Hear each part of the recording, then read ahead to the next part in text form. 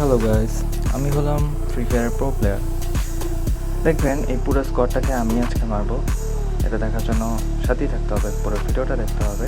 সামনে কিন্তু এনিমি একটা চলে আসছে, তা আমি এখান থেকে মারবো না। কেন মারবো না? কারণ এখান থেকে মারলে আমি নিজেই মারা খাবো। তো আমার কী করতে হবে?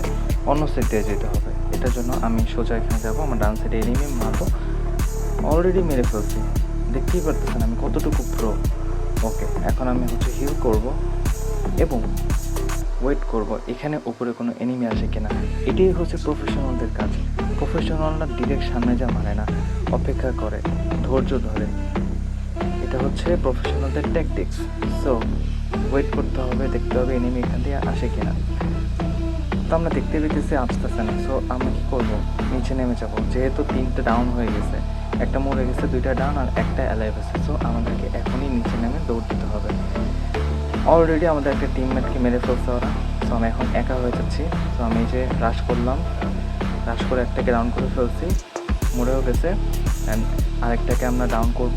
দেখেন কীভাবে করবেন আমি দেখাই দিতেছি। ফার্স্টে আপনি মারা খাবেন, মারা খাওয়ার পরে অন্য দিক দিয়ে ঘুরে দৌড় দিবেন, এনিমি যাতে কনফিউজ থাকে। এই যে দৌড় দিবেন, দৌড় দিয়ে অন্য রুমে ঢুকবেন, ঢোকার পরে একটু নিজেকে হিল করবেন। আগে বের হবেন, বের হয়ে নিজেকে একটু হিল করবেন, দিকে বসে দেখবেন এনিমি কোথায় আছে, নাই, তার মানে সেফ জোনে আছেন আপনি, এনিমি ওইখানে আছে। সো আপনি হিল করতে পারবেন। সো ওকে ডাউন করে নেন, ডাউন করে এরপর আপনি নিজেকে হিল করেন। তো ওখানে দেখতেছেন যে ওকে এখন হিল করবে। তো হিল করলে সমস্যা নেই, আমরা তো প্রফেশনাল। এই যে এখন একটা মেরে দিয়ে হেডশট দিয়ে, এই যে শেষ। এখন আরেকজন বাকি আছে, কিন্তু ওকে আমি পুরোপুরি মারবো না, কারণ এটাই প্রফেশনালদের কাজ। এখন ওকে আবার রিভাইভ দেওয়া হয়ে গেছে। সো আমরা এখন ওকে মারবো, মারার পরে ও মরে গেছে। এখন আমরা কি করব? এখন যে মেইন প্লেয়ারটা আছে ওকে আবার খুঁজবো। ও কই আছে আমাদের খুঁজতে হবে, দেখতে হবে। আমার কিন্তু হেলথ একটু কম।